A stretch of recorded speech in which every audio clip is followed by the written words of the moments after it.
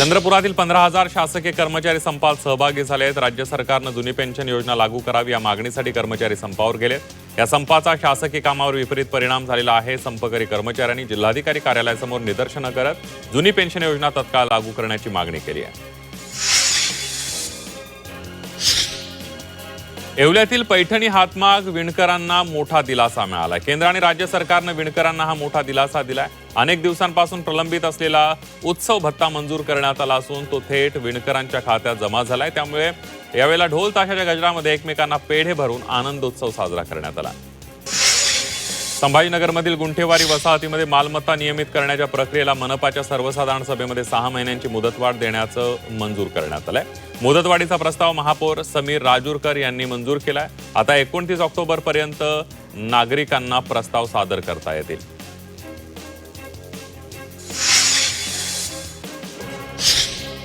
भंडाऱ्यातील त्रिमूर्ती चौकामध्ये विविध मुद्द्यांवर निषेध आंदोलन करण्यात आलं। देशात महिलांची फसवणूक, जबरदस्ती, धर्मांतर आणि शोषणाच्या घटनांविरोधात कारवाई करण्याची मागणी करण्यात आली। यावेळेला मागण्यांचं निवेदन जिल्हाधिकाऱ्यांना देण्यात आलं। सांगलीच्या वाळवा इथल्या हुतात्मा सहकारी साखर कारखान्याविरोधात सभासदांकडून बेमुदत धरणं आंदोलन सुरू करण्यात आलंय। कारखान्याचे चेअरमन वैभव नायकवडी यांच्यावर गंभीर आरोप करत आंदोलन सुरू करण्यात आलंय। कारखाना कर्जमुक्त करण्याबरोबरच विद्यमान चेअरमन वैभव नायकवडी यांनी राजीनामा द्यावा अशी मागणी करण्यात आली। अमरावती शहरात अवकाळी पावसामुळे विद्युत पुरवठा खंडित झाला। या विरोधात नगरसेवक प्रशांत धर्माळे यांच्यासह शेकडो नागरिकांनी रहाटगावच्या वीज वितरण कार्यालयावर धडक दिली। यावेळेला कायमस्वरूपी तोडगा न काढल्यास तीव्र आंदोलनाचा इशारा देण्यात आलाय। राज्यातील खासगी व्यवस्थापनांच्या शाळांतील आरटीईच्या 25% प्रवेश प्रक्रियेला पुन्हा मुदतवाढ देण्यात आलेली आहे। अनेक पालकांना प्रवेश प्रक्रियेमध्ये कागदपत्रांच्या पडताळणीमध्ये येणाऱ्या अडचणींचा विचार करून प्राथमिक शिक्षण संचालनालयानं 30 एप्रिलपर्यंत मुदत वाढवली आहे। जेईई परीक्षेचा निकाल जाहीर करण्यात आला। या परीक्षेत देशातील एकूण 26 विद्यार्थ्यांनी 100% गुण मिळवून ऐतिहासिक कामगिरी केली। यामध्ये महाराष्ट्रातील 2 विद्यार्थ्यांचा समावेश आहे।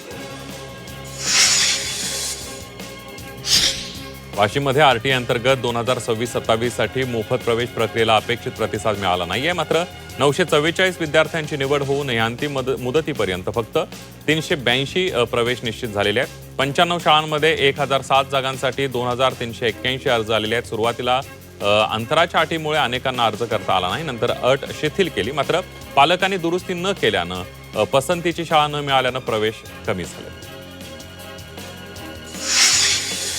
राज्याच्या गृह विभागानं 9 जिल्हा पोलीस अधीक्षकांच्या बदल्यांचे आदेश जारी केलेले आहेत। पोलीस प्रशासनामध्ये मोठे फेरबदल करण्यात आलेत। या बदल्यांमध्ये वाशिम जिल्ह्याच्या पोलीस अधीक्षकपदी राजकुमार शिंदे यांची नियुक्ती करण्यात आली आहे। जळगावचे पोलीस अधीक्षक डॉक्टर महेश्वर रेड्डी यांची पुणे इथल्या राज्य गुन्हे अन्वेषण विभागामध्ये बदली झाली आहे। रेड्डी यांच्या कार्यकाळामध्ये 100 दिवसांच्या कार्यालयीन सुधारणा कार्यक्रमामध्ये जळगाव पोलीस अधीक्षक कार्यालयानं राज्यामध्ये 3रा क्रमांक पटकावला आहे। विदर्भातील बहुतांश जिल्ह्यांमध्ये उष्णतेच्या लाटेची सदृश्य परिस्थिती निर्माण झालेली आहे। विदर्भात पुढील 4 दिवस हीच परिस्थिती राहील अशी शक्यता हवामान विभागानं वर्तवली आणि यामुळे नागरिकांच्या समस्यांमध्ये वाढ होण्याची चिन्ह आहेत। अकोला शहराचं तापमान दररोज नवे उच्चांक गाठतंय। देशातील सर्वाधिक उष्ण शहरांमध्ये अकोल्याची नोंद होती आहे। या पार्श्वभूमीवर महापालिकेने विविध ठिकाणी उपाययोजना सुरू केलेल्या आहेत। शहरातील प्रमुख भागामध्ये पिण्याच्या पाण्याची सोय करण्यात आली आहे। जिल्हा सामान्य रुग्णालयामध्ये 14 बेडचा विशेष कक्ष तयार करण्यात आला आहे। खरीप हंगामाच्या पार्श्वभूमीवर वाशिममध्ये पीक कर्ज वितरणाला सुरुवात झाली असली तरी प्रक्रियेतल्या अडचणींमुळे शेतकऱ्यांमध्ये नाराजी वाढती आहे।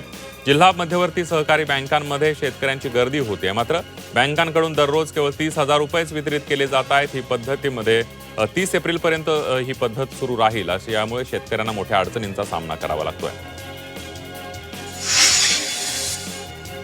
वाशिममध्ये रब्बी हंगामामध्ये हरभरा, गहू या पारंपरिक पिकांना पर्याय म्हणून अनेक शेतकऱ्यांनी चिया पिकाची लागवड केली आहे। कमी खर्चामध्ये अधिक उत्पादन मिळाल्यानं हे पीक शेतकऱ्यांसाठी फायदेशीर ठरते। मात्र वाशिम कृषी उत्पन्न बाजार समितीमध्ये चियाला 15,400 ते 17,650 रुपये प्रति क्विंटल दर मिळतोय आणि त्यामुळे चिया उत्पादक शेतकऱ्यांमध्ये आनंदाचं वातावरण आहे। रायगड जिल्ह्यात वादळी वाऱ्यासह पावसानं हजेरी लावली आहे। खोपोलीला अवकाळी पावसानं झोडपलं असून अलिबाग तालुक्यामध्ये पावसाच्या हलक्या सरी बरसत आहेत। अचानक आलेल्या पावसानं नागरिकांची तारांबळ उडाली आहे.